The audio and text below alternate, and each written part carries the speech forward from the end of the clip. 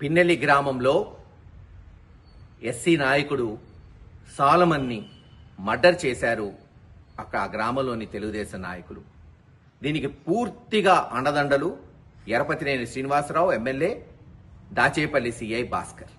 మీరేమన్నా చేయండి, మీకు అండదండలుగా ఉంటామని వాళ్ళిద్దరు ప్రోత్సహించడంతో పిన్నెల్లి గ్రామంలో పాపం దాదాపు 18 నెలల నుంచి 200-300 కుటుంబాలు, 2-3 కాదు 200-300 కుటుంబాలు 18 నెలల నుంచి ఆ గ్రామం వదిలిపెట్టి మైనారిటీలు, ఎస్సీలు, బీసీలు గుంటూరులో, తెలంగాణలో పోయి కూలినాలి చేసుకొని బతుకుతున్నారు.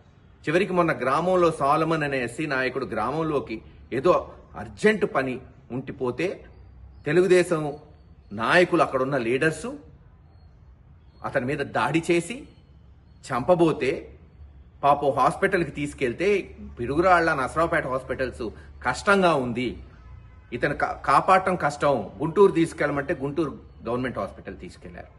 ఆ రోజే పోలీసులకు కంప్లైంట్ ఇచ్చాం, చంపబోయారు, 307 కింద కేసు కట్టండి అంటే ఇదే సిఐ ఎస్ఐ మాచవరం వాళ్ళని బెదిరించి 324 సెక్షన్ కింద ఆల్టర్ చేశారు.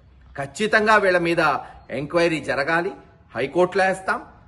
వీళ్ళేదో అనుకుంటున్నారు, రేపు ఇవన్నీ ఎంక్వైరీ జరుగుతాయి రేపు వైఎస్ఆర్సీపీ ప్రభుత్వం వచ్చినాక.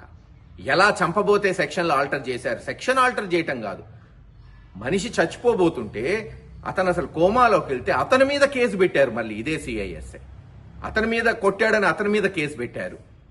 పాప దురదృష్టకరం. ఈ రోజున అతను మరి 3 రోజులు హాస్పిటల్లో పోరాటం చేసి ఈరోజు చనిపోయాడు. అతని కుటుంబానికి ప్రగాఢ సానుభూతి తెలియజేస్తున్నాం. రేపు పిన్నెల్లిలో దహనం ఉంటుంది, తప్పకుండా నేను వెళ్తాను. అన్ని విధాలుగా కూడా మరి ఆ కార్యక్రమాలు చేస్తాం. ఏది ఏమైనా వెంటనే పోలీసు వారు చర్యలు చేపట్టాలి. ఎవరైతే మర్డర్ చేశారో, ప్రోత్సహించారో సిఐతో సహా, ఎమ్మెల్యేతో సహా వాళ్ళ మీద యాక్షన్ ఉండాలి. అలాగే ఈ 200-300 కుటుంబాలు, మరి ఈ చంద్రబాబు నాయుడు గారు, లోకేష్ గారు నీతి చెప్పటం కాదు, నీతులు పాటించాలి. అధికారం అంటే సుమారు దాదాపు 1500 మంది ఊరు బయట ఉన్నారు. ఊరు ఎడారైపోయింది, పోయి చూసుకోమనండి. తెలుగుదేశం వాళ్ళు కూడా ఊరు వదిలిపెట్టిపోతున్నారు చివరికి, ఎందుకంటే పొలాలు వేయడానికి ఎవరు లేరు కాబట్టి. కూలోళ్ళు కూడా బయటకు వస్తున్నారు. అది పరిస్థితి. ఎవడో ఒక 5-6 పెట్టుకొని ఎమ్మెల్యే అక్కడ ఊరిని దోచుకుంటున్నారు.